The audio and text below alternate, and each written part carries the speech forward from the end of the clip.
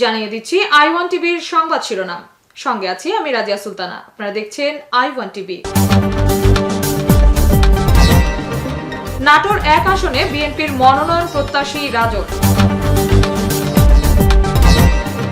ঈদকে সামনে রেখে ব্যস্ত লৌহ কারখানাগুলো।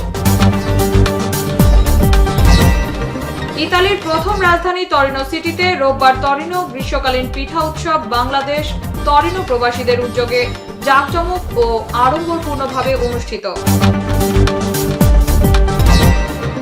রাজর উপজেলা স্বাস্থ্য কমপ্লেক্সের আয়োজনে জাতীয় পুষ্টি দিবস উদযাপন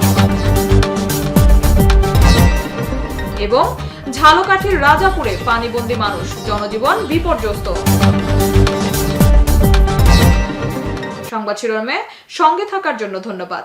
i1 টিভি, সময়ের সাথে আগামীর পথে। i1 টিভি, দেশ ও প্রবাসীর কথা বলে।